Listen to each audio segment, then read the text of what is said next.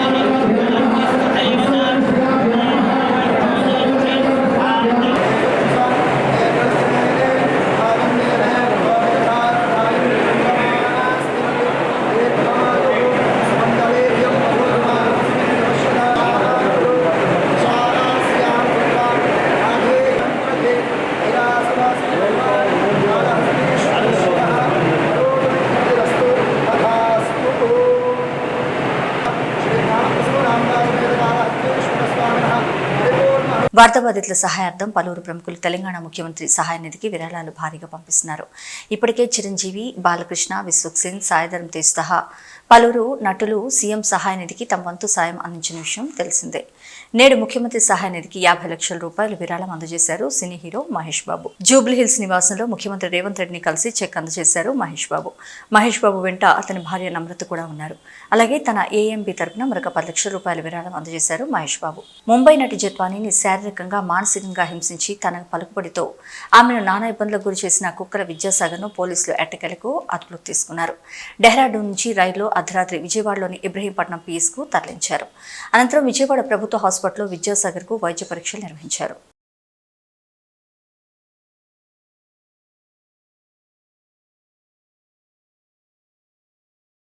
కూటమి ప్రభుత్వం ఏర్పడి 100 రోజులు పూర్తయిన సందర్భంగా ఈ 100 రోజుల్లో చంద్రబాబు నాయుడు ముఖ్యమంత్రిగా తమ పాలనలో విజయాలుగా పథకాలు పేర్లు మార్చడం, శిశుపాలుడి తప్పులు లెక్కపెట్టినట్లు జగన్మోహన్ రెడ్డి అవినీతిని, అక్రమాలను శ్వేతపత్రాలుగా చూపిస్తున్నారు. వైఎస్ఆర్ విగ్రహాలను ఎక్కడికక్కడ తొలగించారు. అయితే ఎలక్షన్ సమయంలో హామీలు గుప్పించిన సూపర్ 6 పథకాలను ఒకటంటే ఒకటి ఇంతవరకు అమలు చేయలేదన్నారు వైఎస్ షర్మిల. ఎంతో నమ్మకంతో మిమ్మల్ని ప్రజలు గెలిపించినప్పుడు ఇచ్చిన వాగ్దానాలను తప్పకుండా నెరవేర్చాలని అన్నారు. చంద్రబాబు గారి 100 రోజులు పరిపాలన. 100 రోజుల్లో చంద్రబాబు గారు ఏమి చేశారు అంటే, శిశుపాలుడు తప్పులు లెక్కబెట్టినట్టు జగన్మోహన్ రెడ్డి గారి తప్పులను, అవినీతిని, దోపిడీని శ్వేతపత్రాల్లాగా చూపించారు. వైఎస్ఆర్ గారి పేరును ఎక్కడ వీలైతే అక్కడ తొలగించారు. వైఎస్ఆర్ గారి విగ్రహాలను ధ్వంసం చేశారు. మరి చంద్రబాబు గారు హామీల విషయంలో ఏం చేశారు అంటే 0 అనే చెప్పాలి. కూటమి సర్కార్ ఈ 100 రోజుల పరిపాలన ఎలా ఉంది అని చూసుకుంటే 100కి 0 అనే చెప్పాలి. ఎందుకంటే వాళ్ళు అత్యధికంగా బ్యాంక్ చేసిన వాగ్దానాలు అసలు సూపర్ 6 చంద్రబాబు గారి సూపర్ 6. చంద్రబాబు గారు చెప్పిన మాట 100 రోజుల్లో మేము రాష్ట్రాన్ని గాడిలో పెడతాము, 100 రోజుల్లో మేము పక్కా యాక్షన్ ప్లాన్ 100 రోజుల్లోనే మేము అద్భుతాలు చేస్తామని చెప్పిన చంద్రబాబు గారు 100 రోజులు దాటిపోయినా కూడా ఇప్పటి వరకు సూపర్ 6 లో ఒక్క వాగ్దానం కూడా ఇంతవరకు అమలు కాలేదు. ఎందుకు సార్ అని అడుగుతున్నాం. మోడీ గారి డైరెక్షన్ లో చంద్రబాబు గారి 100 రోజుల సినిమా అటర్ ఫ్లాప్. ఎవరు కూడా 100 రోజుల్లోనే అన్ని హామీలు అమలు చేయాలి అని మేము కూడా అంటం లేదు. కానీ ఒక మోసపూరిత ప్రభుత్వాన్ని దించి ఇంకో ప్రభుత్వాన్ని ప్రజలు ఎన్నుకున్నప్పుడు ఆ కొత్త ప్రభుత్వము వాళ్ళ పక్షాన నిలబడుతుందని ఎంతో ఆశగా ఓట్లేసినప్పుడు కనీసం మీరు ఇచ్చిన వాగ్దానాలలో ఒక్కటి కూడా నిలబెట్టుకోకపోవడం వెరీ డిసప్పాయింటింగ్. చంద్రబాబు గారి సూపర్ 6 లో మొట్టమొదటిది రైతులకి 20,000 రూపాయలు ప్రతి ఏడాది ఇస్తామన్నారు. అన్నదాత సుఖీభవ అనుకుంటా దాని పేరు. మరి ఎంతో మంది రైతులు కనీసం 50 లక్షల కుటుంబాలు ఈ పథకం కోసం ఇంకా ఎదురు చూస్తూనే ఉన్నారు. ఇటీవల వరదలు కూడా వచ్చాయి. చంద్రబాబు గారు చెప్పిన విషయం 7 లక్షల ఎకరాలలో నష్టం వాటిల్లింది, వాళ్ళందరికీ నష్టపరిహారం ఇస్తానన్నాడు. 17వ తేదీ లోపల అది విడుదల కూడా చేస్తానన్నాడు. ఆ 17 కాస్త దాటిపోయింది. ఇంతవరకు ఆ నష్టపరిహారమే ఇంకా ఇవ్వలేదు. ఇక సూపర్ 6 లో చెప్పిన రైతులకి 20,000 రూపాయలు చంద్రబాబు గారు ఎప్పుడు ఇస్తారో ఇంతవరకు రైతులంతా ఎదురు చూస్తూనే ఉన్నారు. ఇది కాకుండా 20 లక్షల ఉద్యోగాలు ఇస్తామన్నాడు చంద్రబాబు గారు. 20 లక్షల ఉద్యోగాలు ఇవ్వలేకపోతే 3,000 రూపాయలు నిరుద్యోగ భృతి ఇస్తానన్నాడు చంద్రబాబు. 20 లక్షల ఉద్యోగాలు 4 లక్షల చొప్పున 5 సంవత్సరాలలో పూర్తి చేస్తానన్నాడు చంద్రబాబు గారు. అంటే ఈ సంవత్సరం 4 లక్షల ఉద్యోగాలు చూపించాల్సింది చంద్రబాబు గారు. కానీ ఇచ్చింది 16,000 ఉద్యోగాలకు మాత్రమే. మిగతా ఉద్యోగాలు ఎలా ఇస్తున్నారు, దాని ప్రణాళిక ఏమిటి, కోచింగ్ల కోసం తయారయ్యే బిడ్డలు ఎంతో మంది ఉన్నారు. లక్షలలో ఈ బిడ్డలంతా ఎదురు చూస్తున్నారు వాళ్ళకు ఉద్యోగాలు వస్తాయి అని. లేకపోతే ఉద్యోగాలు రాకపోతే కనీసం 3,000 రూపాయలు నిరుద్యోగ భృతి మీరు ఇస్తామన్నారు. అది ఎప్పుడు ఇస్తారో దాని కార్యాచరణ ఏది ప్రకటించలేదు. మీరు గత టర్మ్ తీసుకున్న 2014లో చంద్రబాబు గారు ముఖ్యమంత్రి అయినప్పుడు 2,000 రూపాయలు నిరుద్యోగ భృతి అని అప్పుడు కూడా చెప్పారు. కానీ అది గాలి కొట్టుకోపోయింది. ఈసారి కూడా నిరుద్యోగ భృతి 3,000 రూపాయలని మీరు మేనిఫెస్టోలో చెప్పారు. ఇది కూడా కొట్టుకోపోతుందో ఏమో అని మా ఆందోళన. ఇది కాకుండా తల్లికి వందనం అనే స్కీమ్ కింద ప్రతి బిడ్డకు, తల్లికి ఎంతమంది బిడ్డలు ఉంటే అంతమంది బిడ్డలకు, చంద్రబాబు గారి మాటల్లో చెప్పాలంటే ఒకరైతే ఒకరికి, ఇద్దరైతే ఇద్దరికి, ముగ్గురైతే ముగ్గురికి, నలుగురైతే ఏకంగా 60,000 రూపాయలు అని చెప్పారు చంద్రబాబు. తల్లికి వందనం పథకం ఏమైంది? తల్లికి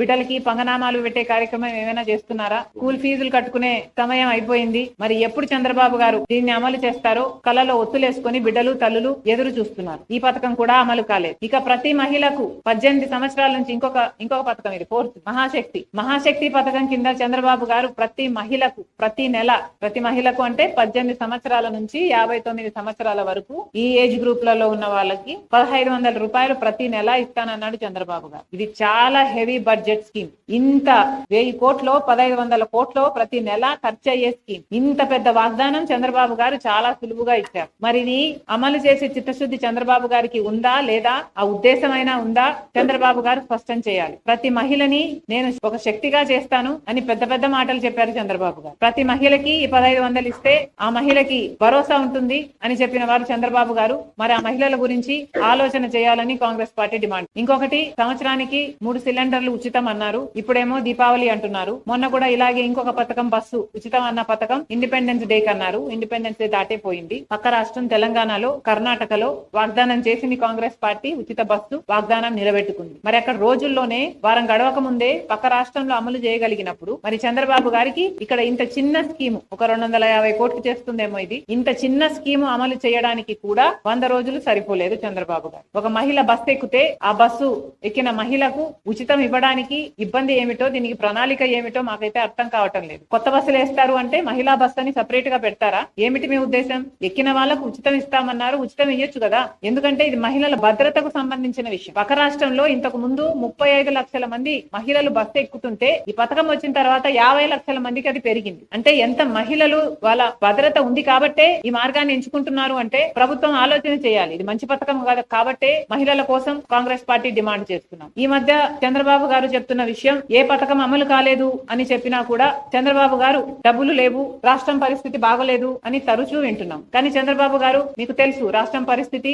ఎన్నికలప్పుడే మీకు తెలుసు 11 లక్షల కోట్ల రూపాయలు మన రాష్ట్రానికి అప్పులు ఆ రోజే ఉన్నాయని మీకు తెలుసు. అయినా మీరు గాడిలో పెడతామన్నారు, మీరు అమలు చేస్తామన్నారు, మీకు అన్ని తెలిసి వాగ్దానాలు ఇచ్చారు కాబట్టి మీ వాగ్దానాల కోసం అవి ఫుల్ఫిల్ చేస్తారని ప్రజలందరూ ఎదురు చూస్తున్నారు. నిన్న చంద్రబాబు గారు ఒక మీటింగ్ పెట్టారట ఎమ్మెల్యేలతో. 100 రోజుల పాలనపై 100 విజయాలు అంటూ ఒక కరపత్రం రిలీజ్ చేశారట. వీటిలో కొన్ని అంశాలు ఇది వింటే ఎవరికైనా నవ్వొచ్చేయి. చంద్రబాబు గారి విజయాలు: హామీలు ఇవ్వడం 100 రోజుల విజయమట. చేసిన పర్యటనలు కూడా 100 రోజుల విజయమట. వరద సహాయం కింద ఇచ్చిన 25 కేజీల బియ్యం 100 రోజుల విజయమట. బుడమేరు గన్లు పూడ్చడం 100 రోజుల విజయమట. అమరావతికి 15,000 కోట్లు గ్యారంటీ రుణాలలో ₹1 రాకపోయినా ఇది 100 రోజుల విజయమేనట. అవును, ఇచ్చిన బియ్యం కూడా దొడ్డు బియ్యం. అక్కడ కూడా చాలా మంది చెప్పారు మనకి. నారా లోకేష్ గారికి కాలేజీలో సీటు కావాలని మెసేజ్ చేస్తే అది కూడా 100 రోజుల విజయమేనట. ప్రజా దర్బార్ లో ప్రజల నుండి అర్జీలు స్వీకరించడం కూడా 100 రోజుల విజయమేనట. చంద్రబాబు గారు 10 రోజులు కలెక్టర్ ఆఫీస్ లో నిద్రిస్తే అది 100 రోజుల విజయమేనట. సౌదీ అరేబియా నుంచి ఒక తెలుగు కుటుంబాన్ని తిరిగి స్వస్థలానికి రప్పిస్తే అది 100 రోజుల విజయమేనట. విశాఖ స్టీల్ లో కేంద్ర మంత్రి పర్యటిస్తే అది కూడా 100 రోజుల విజయమేనట. గత ప్రభుత్వం అమలు చేసిన పథకాల పేర్లు మార్చడం కూడా 100 రోజుల విజయమేనట. చంద్రబాబు గారికి నేను గుర్తు చేయాల్సిన అవసరం లేదనుకుంటా. ముఖ్యమంత్రిగా చంద్రబాబు గారికి ఎన్నో బాధ్యతలు. ఆ బాధ్యతలన్నీ మీరు విజయాలనుకుంటే మేము చెప్పగలిగింది ఏమీ లేదు. భక్తుల మనోభావాలు దెబ్బతినేలా చంద్రబాబు నాయుడు తిరుపతి లడ్డుపై వ్యాఖ్యలు చేశారని, తమ ప్రభుత్వ హయాంలో కల్తీ నెయ్యిని వినియోగించినట్లు చంద్రబాబు నాయుడు ఆరోపించడంతో జగన్మోహన్ రెడ్డి తిరుమల పవిత్రతను కాపాడండి అని ప్రధానికి లేఖ రాస్తే టీడీపీ నాయకులు భుజాలు తడుముకుంటున్నారంటూ పేర్కొన్నారు కాకాని గోవర్ధన్ రెడ్డి. 100 రోజుల పాలనలో ప్రజలకు చేసింది ఏమీ లేకనే డైవర్షన్ పాలిటిక్స్ చేస్తున్నారని మండిపడ్డారు. మాజీ మంత్రి కాకాని గోవర్ధన్ రెడ్డి కల్తీ నెయ్యి ఆరోపణలపై నిష్పక్షపాతంగా విచారణ జరపాలంటే కేంద్రం జోక్యం చేసుకుని విచారణ జరపాలంటూ కోరారు. భారత్ వెంకటేశ్వర స్వామి దేవస్థానం మీద అనేక రకాలైనటువంటి వివాదాలు ఈరోజు కమ్ముకోవడం అనేటువంటిది ఇది భక్తుల మనోభావాలకు సంబంధించి ఈరోజు పాపం గాయపడ్డాయి. చాలామంది తీవ్రమైనటువంటి ఆవేదన కలత చెందేటువంటి మనం చూస్తే రాష్ట్రానికి ముఖ్యమంత్రి అయినటువంటి చంద్రబాబు నాయుడు గారు 100 రోజులు పరిపాలించిన తర్వాత సాధారణంగా ఈ 100 రోజుల అది చెప్పుకోలేక 100 రోజులకు సంబంధించి శాసనసభ్యులందరితో సమావేశం ఏర్పాటు చేసి మనం ఈ 100 రోజుల లోపల ఏమి చేసామో చెప్పుకోలేకపోతున్నాం కాము అని చెప్పానని దానిలో భాగంగానే ఆయన అక్కడ మాట్లాడడం, ఆ తర్వాత జరిగినటువంటి పరిణామాలన్నీ రావడం జరిగింది.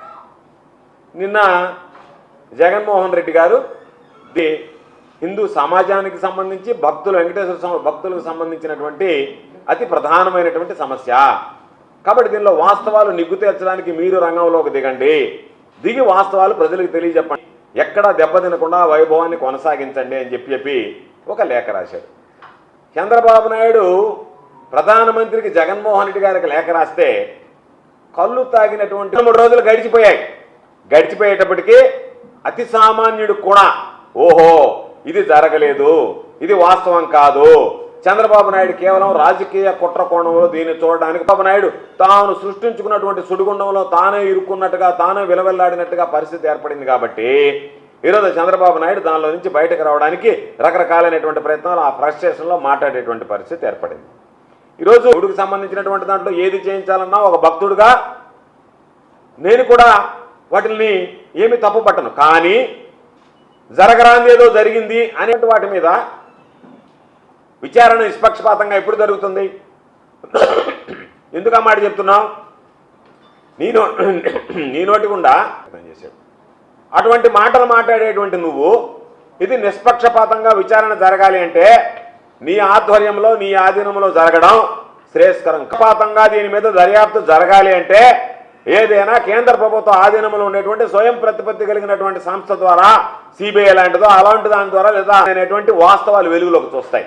ఆ విధంగా కాకుండా ఏ విధంగా అయితే తిరుమల తిరుపతి దేవస్థానం ఈవుగా ఉన్నటువంటి శ్యామలరావుని కీలుబొమ్మలాగా నీ చేతిలో పెట్టుకుని వాడిస్తూ రోజుకొక మాటతో దర్యాప్తు చేసి ఆ దర్యాప్తు ద్వారా నువ్వు లేనిపోయినటువంటి నీ అబద్ధాలు నీ నోటుకుండా వచ్చేటువంటి మాటల్ని అధికారుల నోటుకుండా చెప్పించి నిజం చేయాలనేటువంటి ఒక దుర్మార్గమైనటువంటి ప్రక్రియ.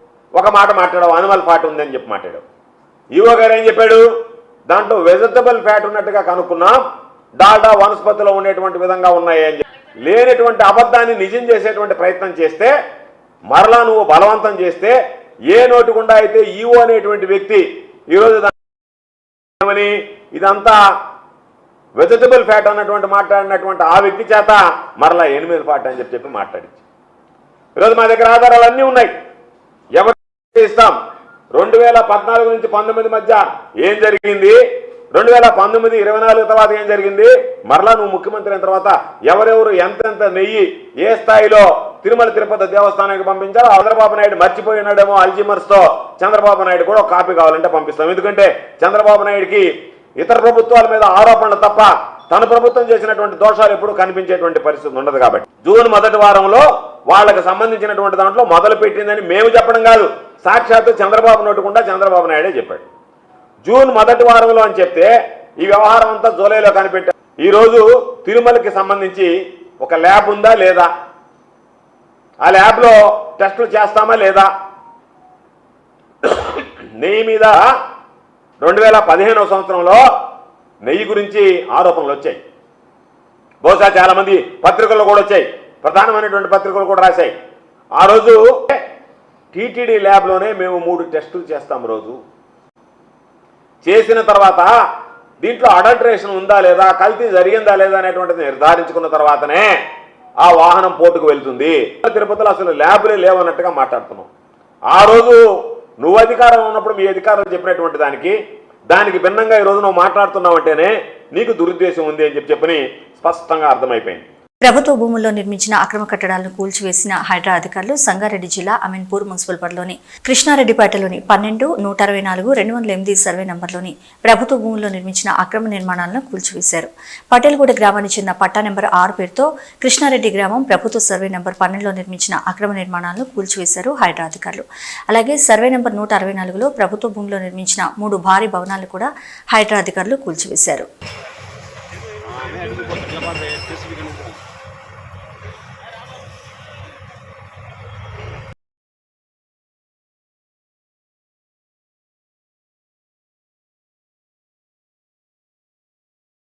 కేంద్ర ప్రభుత్వం తీసుకున్న జమిలీ ఎన్నికల నిర్ణయాన్ని వ్యతిరేకించడం మానేసి తెలంగాణ రాష్ట్ర ప్రభుత్వం పార్టీలకు అతీతంగా మద్దతు ఇవ్వాల్సిన బాధ్యత ఉందని మహబూబ్నగర్ పార్లమెంట్ సభ్యురాలు డీకే అరుణ అన్నారు.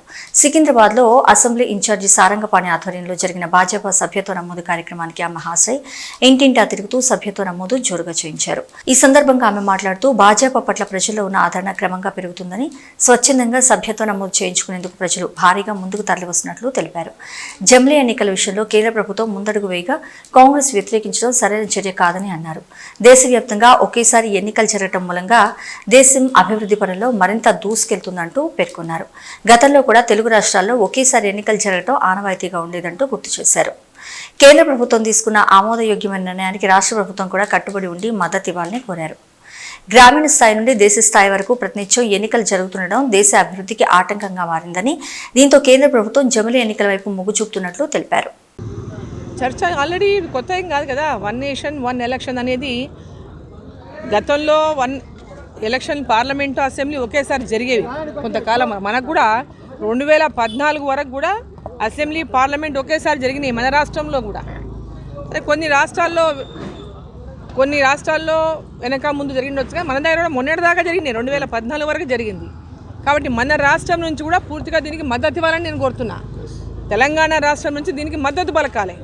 పార్టీ వేరు కదా అని చెప్పి ఈరోజు రాజకీయం చేయడానికి ప్రయత్నం చేయకూడదు. ఈ రాష్ట్ర ప్రభుత్వము కాంగ్రెస్ పార్టీ 1 నేషన్ 1 ఎలక్షన్ అనేది ఈరోజు ఎలక్షన్లతో ప్రతి సంవత్సరం 5 సంవత్సరాలు కంటిన్యూస్గా ఏదో ఎలక్షన్ రావడం వల్ల అభివృద్ధికి పూర్తిగా అడ్డంకిగా తయారైన ఎలక్షన్లు, ఒకసారి అసెంబ్లీ ఎలక్షన్లు, ఒకసారి పార్లమెంట్ ఎలక్షన్లు, ఒకసారి లోకల్ బాడీ ఎలక్షన్లు, గ్రామ పంచాయతీ ఎలక్షన్లు, ఎంపీటీసీ జడ్పీటీసీ ఎలక్షన్లు, మున్సిపాలిటీ ఎలక్షన్లు, ఇట్లా దానివల్ల అభివృద్ధి అనేటటువంటి దానికి ఆటంకం ఏర్పడుతూ ఉంది. దేశవ్యాప్తంగా ఒకేసారి ఎన్నికలు జరిగితే అభివృద్ధి పదంలో 5 ఏళ్లకోసారి ప్రజల దగ్గరికి వెళ్తారు అందరూ. ఆ తర్వాత ఎన్నికల తర్వాత రాజకీయాలకు అతీతంగా దేశం అభివృద్ధి, రాష్ట్ర అభివృద్ధి, గ్రామ అభివృద్ధి పైనే ఫోకస్ ఉండాలనేటటువంటి లక్ష్యంతోన 1 నేషన్ 1 ఎలక్షన్ అటువంటి ఒక దిశను కేంద్ర ప్రభుత్వం అంటే భారతీయ జనతా పార్టీ ఎన్డీఏ ప్రభుత్వాలు తీసుకుని దానికి అనేక ప్రభుత్వాలు గతంలో కూడా ఈరోజు ఇప్పటికిప్పుడు కాదు, గత 2019 నుంచి 24 వరకు కూడా మధ్యలో డిస్కషన్ వచ్చింది. అప్పుడే రాష్ట్రపతి గారికి దీనిపైన ఒక కమిటీ వేస్తారు, దానిపైన రిపోర్ట్ ఇచ్చిన నేపథ్యంలోనే అధికారంలో లేనటువంటి పార్టీలు మాట్లాడడం పరిపాటి. అధికారంలో లేనటువంటి పార్టీలు అధికారంలో ఉన్న పార్టీలపైన ఎప్పుడు కూడా ఇటువంటి వ్యాఖ్యలే చేస్తాయి. దాంట్లో ఏమి కొత్త ఏం లేదు. ఇది వాళ్ళు చేసే వ్యాఖ్య ఎవరు మామూలుగా వాళ్ళ అధికారంలో ఉంటే ఒక వ్యాఖ్య ఉంటుంది, ఇతరుల అధికారంలో ఉంటే ఒక వ్యాఖ్య ఉంటుంది. ఈరోజు భారతీయ జనతా పార్టీ ఎన్డీఏ ప్రభుత్వం ఈ నిర్ణయం తీసుకున్నది కానీ దాన్ని వ్యతిరేకించాలా. అది మంచిదైనా ఏమైనా ప్రజలకు మేలు చేసేదైనా వ్యతిరేకించడమే లక్ష్యం. ప్రతిపక్షాల లక్ష్యం ఏముంటుంది? ఏ మంచి కార్యక్రమం అయినా కూడా దాన్ని వ్యతిరేకించాలంతే. అదే లక్ష్యంతో పనిచేస్తుంది. సిద్దిపేట కలెక్టరేట్ కార్యాలయం ఎదుట రైతు రుణమాఫీ చేయాలని రైతులు ధర్నా నిర్వహించారు. అనంతరం కార్యాలయంలోని ప్రజావాణిలో భాగంగా వెంకటాపూర్ గ్రామానికి చెందిన సుమారు 80 మంది రైతులు తమకు రుణమాఫీ కాలేదని వినతిపత్రం అందించారు. ప్రభుత్వం 2 లక్షల వరకు రుణమాఫీ చేసినా ₹1,00,000 లోన్ ఉన్నప్పటికీ కొందరు రైతులకు ఇప్పటి వరకు రుణమాఫీ కాలేదని రైతులు ఆవేదన వ్యక్తం చేశారు.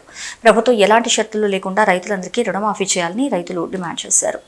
ఈరోజు మా సిద్దిపేట రూరల్ మండలం వెంకటాపూర్ గ్రామం నుండి సుమారుగా 100 మంది రైతులం ఈరోజు ప్రజావాణిలో కలెక్టర్ గారిని కలిసి మా రైతుల యొక్క బాధను వినిపించడానికి వచ్చినాం. నా పేరు బండి శ్రీకాంత్, మాది వెంకటాపురం. నేను కూడా వ్యవసాయ కుటుంబానికి సంబంధించినటువంటి వ్యక్తినే. ముఖ్యంగా మా గ్రామంలో రుణమాఫీ జరిగినటువంటి 100 మంది రైతులం అందరం కూడా ఇక్కడికి వచ్చినాం. దానికి గల కారణం ఏంటంటే ఈరోజు రుణమాఫీ కాని వాళ్ళ అందరం కూడా అగ్రికల్చర్ ఆఫీసర్ని అడిగితే ఇది బ్యాంక్ అధికారుల దగ్గరనే సమస్య ఉందని చెప్తారు. బ్యాంకులోకి వెళ్తే ఇది అగ్రికల్చర్ ఆఫీసర్ల దగ్గరనే సమస్య ఉందని చెప్తారు. మరి మేము బ్యాంకులోకి వెళ్ళినా అగ్రికల్చర్ ఆఫీసర్ దగ్గరికి వెళ్ళినా ఎక్కడ కూడా మాకు సమాధానం లభించట్లేదు అనేటువంటి ఉద్దేశంతో మరి ప్రజావాణిలో మా యొక్క బాధను వినిపించుకోవడానికి ఇక్కడికి వచ్చినాం. మరి అధికారులను కూడా కలిసినాం. ఇక్కడ ఉన్నటువంటి అధికారులతో ఒక అగ్రికల్చర్ ఆఫీసర్ని మా వెంకటాపూర్ గ్రామానికి పంపిస్తే మా యొక్క సమస్యలన్నింటినీ కూడా చెప్తాం. వెంటనే సమస్యలు లేకుండా మా రుణమాఫీని చేయమని చెప్పి వారికి మా యొక్క వినతిని అందించడం ఈరోజు మా గ్రామం నుండి. ముఖ్యంగా ఈ రాష్ట్ర ప్రభుత్వాన్ని, ఈ కాంగ్రెస్ గవర్నమెంట్ని, రేవంత్ రెడ్డి గారిని కొన్ని విషయాలు అడుగుతా ఉన్నాం. అయ్యా రేవంత్ రెడ్డి గారు, మీరు రుణమాఫీ చేస్తా అన్నారు. ఆంక్షలు లేకుండా రుణమాఫీ చేస్తే ఇవాళ రైతులందరికీ కూడా మంచి జరిగేది. కానీ మీరు ఆ దేవుడి మీద ఈ దేవుడి మీద 100 రకాల హామీలు ఇచ్చినారు, అనేక రకాల ఒట్లు పెట్టినారు. కానీ అరాకొర రుణమాఫీతోటి ఆర్భాట రాజకీయాలతోటి ఈరోజు మా ప్రజల యొక్క రైతుల యొక్క గొంతులకు వచ్చిన రేవంత్ రెడ్డి, ఇది మీకు చాలా తప్పు. ముమ్మాటికి మా రైతుల యొక్క ఉసురు తగులుతుంది, మా రైతుల యొక్క బాధ తప్పకుండా నీకు తగులుతుంది అని చెప్పి మా రైతుల పక్షాన మీ అందరికీ కూడా తెలియజేస్తూ ఉన్నాం. ముఖ్యంగా ఈరోజు వరి నాట్లేసి 2 నెలలు అవుతుంది. కోతకు కూడా వరి చేనులు వచ్చిన పరిస్థితి కనిపిస్తున్నాయి. కానీ రైతు భరోసా పథకం కింద 7,500 రూపాయలు వేస్తా అని చెప్పి దొంగ మాటలు మాట్లాడి దొంగ హామీలు ఇచ్చి ఇవాళ మా రైతులందరినీ మోసం చేసి ఓట్లు వేయించిన దొంగ ఈరోజు మా రైతు భరోసా గురించి ఎటువంటి విషయం కూడా చెప్పట్లేదు. అదే గతంలో కేసీఆర్ గారు ఉన్నప్పుడు మాకు 5,000 రూపాయలు సకాలంలో జూన్ నెలలోనే మాకు రైతు బంధు వేస్తాడు. మేము యూరియా బస్తాలు తెచ్చుకోనికో ధాన్యం కొనుగోలు చేసుకోవడానికో అన్ని రకాలుగా ఉపయోగపడుతుంది. కానీ ఈరోజు మాకు రైతు భరోసా కింద 7,500 కాదు 5,000 రూపాయలు కూడా గతి లేదు. ఆ 500 ఇవ్వకపోగా ఈరోజు మాకు రైతు రుణమాఫీ చేయలేదు.